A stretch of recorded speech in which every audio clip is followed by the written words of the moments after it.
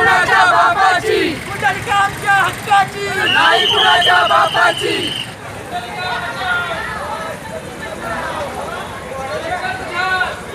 नाही कुणाच्या बापाची, कुंडलिका आमच्या हक्काची. कुणाच्या बापाची.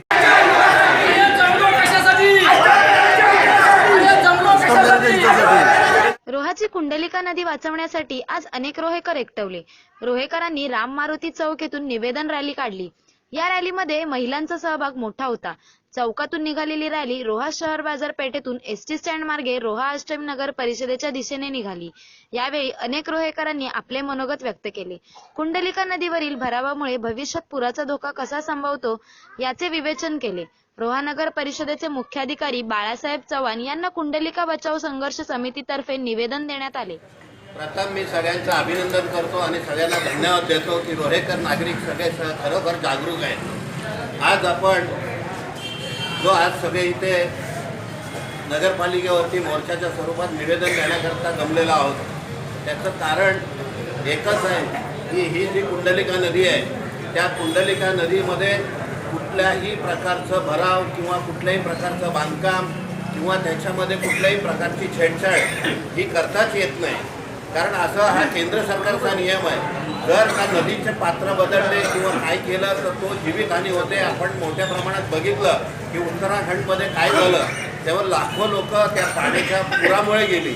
जर आपण नदीच्या पात्रात छेडछाड केली, रोह्यामध्ये मोठ्या प्रमाणात पूर आला की 2005ची परिस्थिती बघितली. नदीच्या पात्रामध्ये जवळजवळ 15 ते 20 मीटर आतमध्ये, म्हणजे पैलतीराला अष्टमीची पैलतीर 20 मीटर आतमध्येची, नंतर आयलतीरमध्ये 20 मीटर आतमध्ये जर का नदीच्या दोन्ही साईडला एवढा मोठ्या प्रमाणात भराव झाला तर मला वाटते तो जर सुरुवातीचा पाण्याचा जोडणा येतो किंवा मोठ्या प्रमाणात पाऊस पडल्यानंतर जे पाण्याचा डोंगराचं पाणी येतं त्याच्यामध्ये संपूर्ण दमखाडी असेल, अष्टमी असेल, वर्षाचा भाग असेल, हा संपूर्ण पाण्याखाली जाणार आहे. तेव्हा संपूर्ण पाण्याखाली गेला आणि त्यावेळेस आपण पाहिलं की आपल्या ह्या जेव्हा 90ला पूर आला तेव्हा कमीत कमी 10 ते 12 लोक मृत पावली. आणि आता जर एवढा मोठ्या प्रमाणात भराव झाला तर मला वाटतं सगळी ही घरं ही दुकानं संपूर्ण पाण्याखाली असतील आणि त्याच्यावर ते वित्तहानी त्याच्यानंतर मनुष्यहानी ही मोठ्या प्रमाणात होण्याची शक्यता आहे. म्हणून आजच नागरिकांना जागा करण्याची आवश्यकता आहे. त्यावेळेस जर का पूर आला आणि माणसं मेल्याच्या नंतर आपण म्हणायला गेलो की हे राष्ट्रवादी आणि ह्या पक्षाने आणि इथल्या असणाऱ्या प्रशासनाने आणि ह्या सगळ्या नगरसेवकांनी फार मोठी चूक केलेली आहे, तर त्यावेळेस लोक आपल्याला म्हणतील की तुम्ही त्यावेळेस कुठे होतात, तुम्हाला त्यावेळेसची परिस्थिती, भौगोलिक परिस्थिती कळली नाही का. हे जर आपल्याला आता कळलेली आहे आणि मग पूर आल्यानंतर बोंबळण्यापेक्षा आज लोकांना आपण जागरूक करणं गरजेचं आहे की पूर आल्यानंतर माणसं मरतील, वित्तहानी होईल आणि त्याच्यानंतर आपण लोकांना जागरूक करण्यापेक्षा आजच या झोपलेल्या प्रशासनाला जागे करण्यासाठी आपण इथे आलेलो आहोत. आणि एवढं करून जर जागे झाले नाहीत तर ह्याच्या पुढचं आंदोलन हे तीव्र असेल. जो काय मातीचा भराव आहे आणि जे पुलाचे गाळे बुजवण्याचा जो काही प्रकार चाललेला आहे तो ताबडतोब थांबवा. कालचं जे काय टाऊन हॉलला भाषण झालं की जे काय आम्हाला सांगितलं गेलं की आम्ही नदीमध्ये जे भराव करत आहोत तो फक्त दुसऱ्या साईडचं विकसित काम आणि ह्या साईडचं विकसित काम करण्याकरता करतोय. मित्रांनो, आपली ही रोहेकरांची अगदी अंदाज फसवणूक चाललेली आहे. कारण आपल्या पूर रेषा आपण जर का बघितली तर मला वाटतं मीना बाजारपेठेच्या लाईनला म्हणजे रस्त्याच्या कडेला ही पूर रेषा येते आणि पूर रेषा करत असताना अनेक त्याच्या इमारती आहेत, जुनी घरं आहेत, जुने गाळेधारक आहेत, त्यांना कुठल्याही प्रकारचं परमिशन देत नाही. मग जर का त्यांना परमिशन देत नाही तर तुम्ही नदीमध्ये अगदी 20 ते 30 मीटर आतमध्ये तुम्ही जी भिंत बांधताय कॉन्क्रीटची, हा तुम्हाला अधिकार कुणी दिला. जर का लोकांना, रोहेकर नागरिकांना जर त्रास झाला तर याच्या पुढे तुम्हाला बसण्याची देखील इथं जागा आम्ही शिल्लक ठेवणार नाही, तुम्हाला खुर्चीवर बसण्याचा देखील अधिकार राहणार नाही. आणि त्या सगळ्या परिस्थितीला तुम्ही सगळे जबाबदार राहिला. म्हणून रोहेकर नागरिक तुमच्या वतीने तुमच्यावरती 302 आणि जे काही नुकसान होईल त्याचे सगळे गुन्हे तुमच्यावरती दाखल करण्याची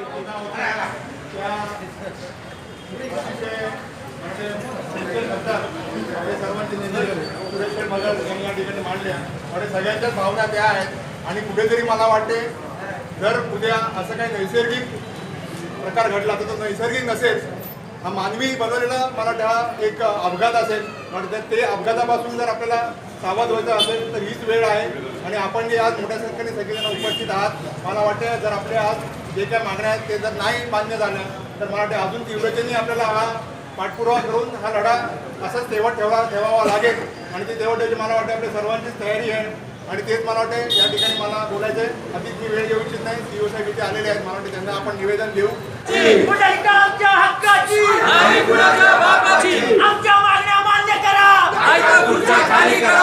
आमच्या मागण्या मान्य करा. नाही तर खुर्च्या खाली करा. कुंडलिका जे काय संवर्धनाच्या खाली जे काय चाललेलं आहे ते ह्याला आम्ही विरोध नाही आहे. कुंडलिका चांगली व्हावी ही आमची सर्व रोहेकरांची इच्छा आहे. पण त्याला पात्र कमी व्हावं हे आम्ही कधीच केलं नाही. हा जेव्हा प्रस्ताव मी नगराध्यक्ष असताना आला होता, आम्ही तेव्हा ह्याच्यावरती एकच सांगितलं का कुंडलिकेचं पात्र कमी झालेलं आहे. त्यावेळी आम्ही हा प्रस्ताव केला होता. पण असं कुठलंही हे नव्हतं का तुम्ही पात्र कमी करून तिथं हे करा. शिवसाहेब आपण इथं आलेले आहात एका येत्या 28च्या, मी फक्त बाकी काय जे बोलायचे ते आम्ही अगोदर पण माझी चर्चा हे झालेली आहे. येत्या 28च्या मिटिंगला, परवाच्या मिटिंगला तुम्ही आता अष्टमीकडचे जे काही रिझर्वेशनचे आहेत ते प्रस्ताव आता घेतले आहेत. मग तुम्ही अगोदर काम कसे सुरू केलेत? 28च्या ह्याला तुम्ही गेले. 28च्या विषय क्रमांक 39ला तुमचा विषय आहे कुंडलिका पात्रामधली जी काय आता जे टेपर आहेत ते साफ करणं. मग तुमच्या एस्टिमेटमध्ये ते अगोदर नव्हतं का? म्हणजे तुम्ही रोहेकरांना किती वेडे बनवता हे जे आहे.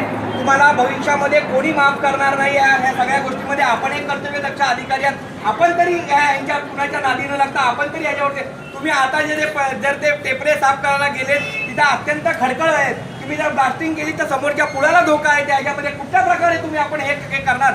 आम्ही अजूनही सांगतो, कारण आता वेटीस धरू नका. रोहेकर आता हुशार झालेले आहेत. कुठेही रोहेकर आता कुठेही कमी पडणार नाही. आम्हाला एवढंच फक्त सांगायचं आहे, आम्हाला रोहेकरांना शांततेत झोपून सांगू द्या. कोणतरी तिकडून आदेश देतो आणि तुम्ही त्याचं पालन करता हे आता संपलेलं आहे. येणाऱ्या काळामध्ये रोहेकर आता कुठेही ऐकणार नाही. आम्हाला रोहेकरांना नीट झोपून द्या हीच आपल्याकडनं अपेक्षा करतो. आणि बचाव म्हणजे करण्याचं रोहेकरांना जी काय पाळी आलेली आहे ती पाळी का आली आणि कुणी आणली याचा शोध घेणं आवश्यक आहे. जे काय काम कुंडलिका नदी पात्रामध्ये चालू आहे हे पात्राचं जर काम जर बघितलं तर या पात्रामध्ये चाललेला प्रचंड भराव आणि त्याबरोबर चाललेलं कॉन्क्रिटीकरण या जर कामाचं आपण स्वरूप बघितलं तर या नदीचं जे काही स्वरूप आहे ते नदीचं रूप आहे ते रूप बदलून टाकणार आहे. आणि या बदललेल्या रूपामुळं या नदीच्या जो काय पुराचं पाणी येतं आणि या पुराच्या पाण्यामुळं त्या रोहा शहराला भुवनेश्वर, वरसे, रोड अशा अनेक भागांना या पाण्याचा तडका बसणार आहे. तर या रोह्याला बघितलं तर महापुराची जी काय इतिहास आहे हे बघितलं. 89चा महापूर बघितलेला आपण, 2005चा महापूर बघितलेला आहे. या सगळ्या पुराच्या जर व्यथा बघितल्या आणि त्यावेळीचं पात्र आणि आत्ता होत असलेलं नदीचं पात्र हे जर दोघांची जर आपण तुलना केली तर आता जो काही साधा पूर येणार आहे तो देखील महापुरामध्ये कन्वर्ट होण्याची निश्चितपणे शक्यता आहे. आणि म्हणून सुजान रोह्यातील नागरिक म्हणून आज जे काय सगळे लोक जमलेले होते, जे काय निवेदन देण्यासाठी रॅलीमध्ये उपस्थित होते, ही प्रचंड संख्येने लोक रॅलीमध्ये उपस्थित होते. ही रॅली जी का होती ही स्वार्थी भावनेने काढलेली रॅली नव्हती, तर प्रत्येकाने उत्स्फूर्तपणे या रॅलीमध्ये सहभाग झालेला आहे. याच्यातून रोहेकरांनी दाखवून दिलेलं आहे की रोहेकर हे जाणकार आहेत, जागृत नागरिक आहेत. रोह्यामध्ये संघर्ष केल्याची कुठली गोष्ट होत नाही आहे ह्याचा अर्थ शासनच इथं जो आहे तो शासनाचे नियम तोडतोय असं आपल्याला वाटतोय का? निश्चितपणे असं वाटतंय, कारण शासनाने जी काही कामं घेतली, आता नदीपात्राबाबतच बोलतो, कारण नदीपात्रात जे काय बांधकाम चाललेलं आहे हे पूर रेषेमध्ये बांधकाम चाललेलं आहे. कारण 1989 साली ज्यावेळेला महापूर झाला त्यावेळेला रोह्याची पूररेषा ही ठरवून दिलेली होती आणि या पूररेषेमध्ये कोणत्याही प्रकारचं बांधकाम करता येणार नाही. आणि ही जी काही नगरपालिका आहे किंवा प्रशासन आहे हे अशा पूररेषेमध्ये कोणत्याही बांधकामास परवानगी देत आलेली नाही आहे. तर इथंच आपल्याला दिसून येते की नदीपात्रात चाललेलं बांधकाम हे निश्चितपणे बेकायदेशीर आहे. साबरमतीचा प्रोजेक्ट जर राबवला तर काय वाटतोय? बघा, नदी संवर्धनाला आमचा विरोध नाहीच आहे. ही जी काय बचाव संघर्ष समिती आहे नदी संवर्धनाला विरोध केले नाही आहे.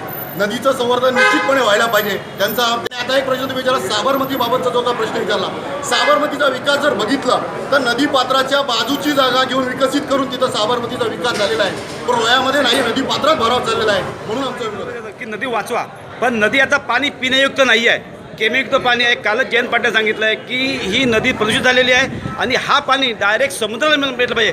तर सौंदर्य वाचवता पण पाणी पण तुम्ही वाचवा, असं काय प्रोजेक्ट आहे का आपलं? हो, जरूर. कारण रोहे शहरातलं जेवढं सांडपाणी आहे त्या सांडपाण्यामध्ये जे लिक्विड येतं लादी साफ करण्यासाठी किंवा संडास बाथरूम धुण्यासाठी ते मोठ्या प्रमाणावर जवळजवळ आम्ही ती चौकशी केली. आठवड्याला 3 टेम्पो भरून रोह्यात रसायन हे सांडपाण्याच्या वाटे नदीला मिळतं आहे आणि ते नदीला न मिळवता ते खोल समुद्रात सोडण्यात यावं आणि ही नदी पवित्र ठेवावी, शुद्ध ठेवावी असं आमचं या निवेदनामध्ये निश्चितपणे नदीची हत्या करत आहेत. मी खूनच म्हणीन ह्या गोष्टीला आणि तो बचाव संघर्ष समितीतर्फे त्यांचा हा डाव हाणून पडला जाईल. कुंडली बचाव संघर्ष समितीमार्फत जी निवेदन आंदोलन किंवा हे करण्यात आलेलं आहे त्याबद्दल आपली काय प्रतिक्रिया आहे? आज कुंडलिका बचाव संघर्ष समिती रोहा यांनी 25/2/2019 रोजी कुंडलिका नदीच्या संवर्धनाच्या कामाबाबत आक्षेप अर्ज आमच्याकडे सादर केलेला आहे. त्याच्यामधील मुद्दे पाहिले असता त्यांचे जे मुद्दे आहेत त्या मुद्द्याच्या अनुषंगाने प्रशासकीय पातळीवरून मुद्देनी आहे कुंडलिका बचाव संघर्ष समितीला सविस्तर उत्तर नगरपालिकेकडून पाठवण्यात येईल. सर, रोहाच्या सौंदर्यामध्ये भर घालणारीच हे सुशोभीकरण आहे, परंतु त्यालाच रोहेकरांचा पण तेवढाच विरोध आहे. तर आपला रोहेकर काय संदेश आहे? नक्की हा प्रकल्प विनाशकारी आहे भविष्यात की भविष्यात चांगला आहे? कुंडलिका नदीचं संवर्धन जे केलं जाणार आहे त्याच्यामध्ये दोन्ही बाजूला रिटेनिंग वॉल आहे आणि रिटेनिंग वॉलची उंची ही संरक्षक भिंतीची उंची ही हाय फ्लड झोन जो आहे किंवा त्याची पुरेशी जी पातळी आहे त्या पुरेशा पातळीच्या वरती घेतलेली आहे आणि त्याच्या बाजूला लगत जे आतमध्ये जे कॉफर डॅम जो भराव केलेला दिसतो आहे तो भराव हा तात्पुरत्या स्वरूपात ट्रान्सपोर्टेशनची सुविधा म्हणून काम करण्यासाठी केला गेलेला आहे. ज्यावेळी हे रिटेनिंग वॉलचं काम पूर्ण होईल, संरक्षक भिंतीचं काम पूर्ण होईल, त्यावेळी तो भराव आपोआप नगरपालिकेकडून काढला जाणार आहे. सर, आज पूर्वी परिस्थिती बघितली रोहातली तर 5-5, 10-10 वर्षांनी मोठा प्रलय येतो, हानी मोठ्या प्रमाणात होते, लोकांची धावपळ होते आणि प्रशासनासुद्धा त्याला उभे होते. परंतु आता जो हे भरावाचं काम चालू आहे आणि जे चालू आहे त्या अनुषंगाने पुराचा धोका रोखण्यास कितपत संभव आहे? नदीच्या पात्रामध्ये कुठल्याही स्वरूपाचा भराव केला जाणार नाही. नदीच्या पात्रामध्ये कुठल्याही स्वरूपाचं नदीला डिस्टर्ब करणारे किंवा नदीच्या वाहत्या प्रवाहाला डिस्टर्ब होणारं कोणतंही काम नदीपात्रात केलं जाणार नाही. नदीपात्रातील जे काही फरशी पूल असेल, पट्टीचा पूल असेल किंवा आतमधले जे काही कातळ वगैरे असेल तर त्या गोष्टी जशा पूर्वीचं सौंदर्य आहे ते पूर्वीचं सौंदर्य अबाधित ठेवून नदी किनारी भागामध्ये ज्या ठिकाणी मळीची जमीन तयार झालेली आहे त्या ठिकाणी एक गार्डनचं काम प्रस्तावित करण्यात आलेलं आहे आणि संरक्षक भिंतीचं काम आहे आणि ज्या जॉगिंग ट्रॅक आणि त्याच्याबरोबर त्याला विद्युत व्यवस्था जी केली गेलेली नदीपात्राच्या बाहेर रिटेनिंग वॉलच्या बाहेर करण्यात आलेली आहे. त्यामुळे पात्राशी त्याचा काही संबंध पोचत नाही. सर, तसं पाहिलं तर ही कुंडलिका नदी पवित्र आहे.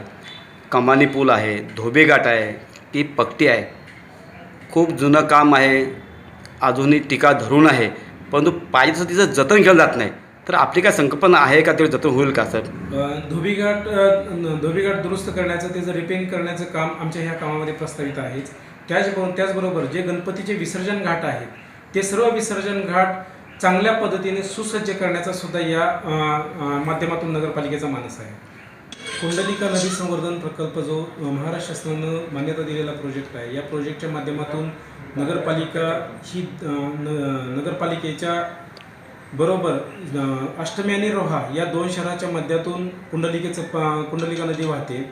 नदीच्या दोन्ही किनारवर्ती भागामध्ये शहर वसलेलं असल्यामुळं अष्टमी साईडला आणि नगरपालिकेच्या जवळपास म्हणजे रोहा शहराच्या बाजूला ज्या ठिकाणी पुराचा धोका उद्भवतो आहे त्या ठिकाणी नगरपालिका संरक्षक भिंत बांधून जवळजवळ अष्टमीकडची बाजू ही 950 मीटर आहे आणि रोहाकडची बाजू ही 950 मीटर आहे. ह्या 950 आणि 950 जवळजवळ 1900 मीटर लांबीचं हे जे रिटेनिंग वॉलचं काम आहे सुरू आहे ते रिटेनिंग वॉलचं काम पूर्ण करून रिटेनिंग वॉलच्या बरोबर अष्टमी साईडला आणि रोहा साईडला उर्वरित जागेमध्ये भराव करून आणि त्या भरावाच्या अनुषंगाने ज्या ठिकाणी कळसगिरीच्या डोंगरातून स्टॉर्म वॉटर म्हणजे पावसाळी आपले जे नाले आहेत ते पावसाळी नाले जे पूर्वीचे छोटे होत गेलेले असतील ते नाले मोठे करून नदीच्या पात्रामध्ये व्यवस्थितपणे पाण्याचा प्रवाह कसा सुरळीतपणे चालू राहील याची पूर्ण दक्षता या माध्यमातून नगरपालिका घेत आहे. सर, शेवटचा प्रश्न. शिवाय रोहाकडच्या साईडला ज्या ठिकाणी स्मशानभूमी आहे, स्मशानभूमीच्या पूर्वेला मळईची जमीन तयार झालेली आहे MIDC रोड ते संरक्षक भिंत यांच्या दरम्यान. त्याच्यामध्ये नगरपालिकेनं एका बगीच्याचं सुसज्ज एक चांगली उद्यान त्या ठिकाणी विकसित करण्याचा नगरपालिकेचा मानस आहे आणि त्या माध्यमातून तेही काम सुरू केलेलं आहे. त्याच्या संदर्भात ज्या आवश्यक असणाऱ्या औपचारिकता आहेत त्या शासनाकडून आम्ही पूर्ण करून घेतलेल्या आहेत आणि तोही या प्रोजेक्टचा एक भाग आहे. आणि शासनाच्या परवानगी घेऊन जे आतमध्ये आयलँड्स निर्माण झालेले आहेत, कुंडलिका नदीचा प्रवाह हा पावसाळ्यामध्ये खूप मोठ्या प्रमाणावर असतो. रवाळजा आणि भिरा धरणातून सोडलेलं पाणी नदीपात्रामध्ये येतं. त्याचबरोबर भरतीचं पाणी पावसाळ्यामध्ये बॅक मारतं आणि कळसगिरीच्या डोंगरातून आणि इतर पाणलोट क्षेत्रामधून नदीला खूप मोठे प्रवाह येऊन मिळत असतात. ज्यावेळी या तिन्हींचा एकावेळी पाणी याचा फ्लो वाढतो त्यावेळी नक्कीच नदीचं पात्र हे मोठं होतं, फुगतं. तर त्याच्यावरती निश्चितपणाने आपला प्रश्न निश्चितपणाने आतमध्ये जे आयलँड्स आहेत ते आयलँड्स थांबल्यामुळं पात्र अजूनही रुंदावलं जातं. बेटर वे त्याच्यामध्ये कुठल्याही प्रकारचे कातळला हात न लावता नदीपात्रात वरून येणारा जो गाळ आहे तो मध्ये डिस्टर्ब होऊन त्याने निर्माण झालेले जे आयलँड्स आहेत त्या आयलँड्स आणि त्याच्यावरचं जे व्हेजिटेशन आहे, जे काही छोटी छोटी वनस्पती आलेले आहेत गवत स्वरूपाचं आणि गवत स्वरूपाची वनस्पती आल्यामुळं तिथं माती थांबली गेलेली आहे नदीपात्रामध्ये. आणि जर ती नदीपात्राची माती माननीय शासनाने परवानगी दिली, संमती दिली, जलसंपदा किंवा इरिगेशन विभागानं परवानगी दिली तर ते नगरपालिका स्वतः काढेल. अन्यथा आम्ही शक्यतो इरिगेशन डिपार्टमेंटलाच ते काढण्यासाठी विनंती करू, ज्याच्यामुळे नदीचं पात्र हे अबाधित राहील आणि त्याचा जो फ्लो आहे तो फ्लो पण कंटिन्यू राहील. नदी संवर्धन सुशोभीकरण काम चालू आहे. भारत सरकार पण स्वच्छता अभियान राबवतो आहे, परंतु आपली कुंडलिका आता प्रदूषित होते. आपल्या इथं MIDC एरिया आहे, सतत सांडपाणी केमिकल येतो आहे, पिण्याचं पाणी नाही आहे, मच्छी मरते. त्यानंतर आपला जो सांडपाणी आहे गटारांचा तोही बऱ्यापैकी सुटलो आहे. तर मग हे संवर्धन करत असताना पाण्याचं जतन कसं काम कराल? कुंडलिका नदीचं संवर्धन करत असताना त्याच्यावर दुसरा एक समांतर प्रोजेक्ट नगरपालिकेचा सुरू आहे, भुयारी गटार योजना. भुयारी गटार योजनेच्या माध्यमातून नगरपालिका पातळीवर जे निर्माण झालेलं डोमेस्टिक सांडपाणी आहे, रहिवाशांचं आलेलं जे सांडपाणी आहे त्या सांडपाण्यावर प्रक्रिया करण्यासाठी नगरपालिकेने 2 STP विकसित करण्याचा त्याच्या प्रोजेक्टचा भाग म्हणून घेतलेले आहेत आणि ते लवकरच त्याचं कामही पूर्ण करण्यात येईल. आता ते काम प्रगतीपथावर आहे. त्यामुळे नगरपालिकेच्या हद्दीतील लोकांचा कुठल्याही प्रकारचं सांडपाणी डायरेक्ट नदीला मिळणार नाही याची दक्षता नगरपालिकेकडून घेण्यात येत आहे. रोहेकरांची पवित्र अशी ही कुंडलिका रोहेकर नागरिक कुंडलिका समिती आणि रोहा नगर परिषद यांनी समन्वय साधून तोडगा काढणं ही आता काळाची गरज आहे.